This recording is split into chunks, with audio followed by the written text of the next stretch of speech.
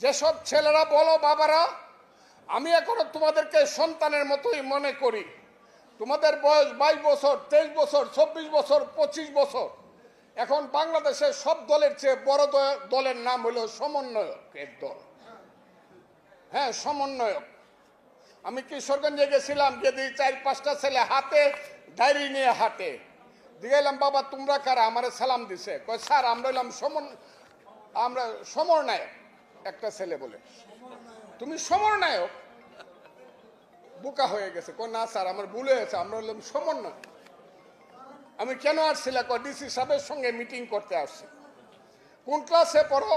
কলেজে ফার্স্ট ইয়ারে পড়ি, গুরুদয়াল কলেজে। এইভাবে 3টা জেনারেশন নষ্ট হয়ে যাচ্ছে বাংলাদেশের।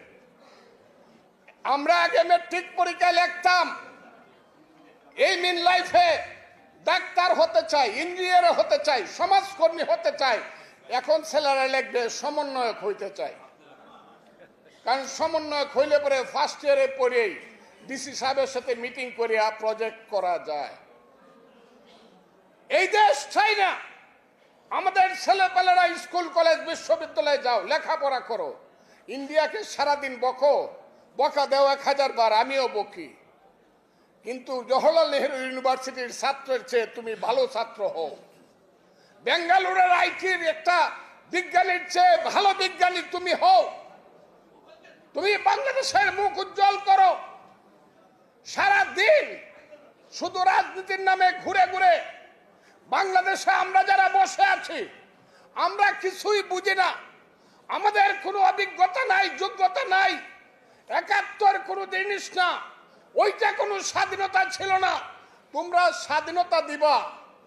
আরে বাবা, 71-এর স্বাধীনতা আর এই স্বাধীনতা, বিড়ালরে কিন্তু বাঘের মাসি বলা হয়। 71-এর স্বাধীনতা যদি বাঘ হয়ে থাকে, তোমাদেরটা কিন্তু বিড়াল।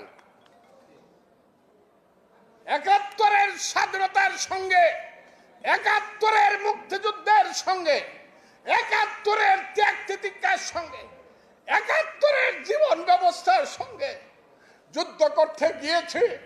ভাগনাটা গুলি গায়ে পড়ে গেছে, লাত মারে উঠে বলছে বাবা মাকে দেখো, তুমি মাকে দেখো। সেই মা পাগল হয়ে মারা গেছে। মুক্তিযুদ্ধ আপনারা বলেন, এই যে যুদ্ধে 9টা মাস কাটিয়েছেন, বলেন তো দেখি মুক্তিযোদ্ধারা জীবনের যে শ্রেষ্ঠ সময়ের ত্যাগ করেছেন তার সাথে কোনো তুলনা হয় কিনা বলুন না দেখি। আপনারা কি সব ভুলে বসে আছেন নাকি? তাহলে যখন বলে 71-এর মুক্তিযুদ্ধ কিছু না, তাহলে আপনারা চুপ করে থাকবেন? চুপ করে থাকবেন? যদি না থাকেন আমাকে হাত তুলে দেখান যে 71-এর মুক্তিযুদ্ধ আমরা ভুলবো না। কাজেই যারা 71-কে ভুলাইতে চান তাদেরকে আমি সাবধান করে বলতে চাই, এই বাঙালি জাতি কোনো দিন 71-কে ভুলবে না। কারণ আমি সব সময় বলি, এই বাংলায় শুধু বেলি চামিলি আর জুঁই ফুল ফুটে না, এদেশের রক্তগোলাপ, রক্তজব ফুটে। এদেশের জঙ্গলে শুধু কোকিল ডাকে না, এদেশের জঙ্গলে রয়্যাল বেঙ্গল টাইগারও ডাকে।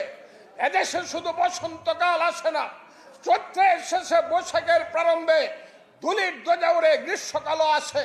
এদেশে শুধু গ্রীষ্মকাল আসে না, উত্তাল নাগিনীর মতো ফোনা তুলতে তুলতে বর্ষাকালও আসে। এদেশে শুধু মীর জাফর, জগৎ শেখ, ইয়ার লতিফ, রাজদুল্লভ, রাজবল্লভ, আরাল বদর রাজাকার জন্মগ্রহণ করে না, যুগে যুগে জন্মগ্রহণ করে সিরাজ, মীর মদন, মোহনলাল, সূর্য সেন, ক্ষুদিরাম, শহীদ জিয়াউর রহমান আর মুক্তিযোদ্ধাদের মতো বীর সন্তান। এই দেশকে কেউ ধ্বংস করতে পারবে না।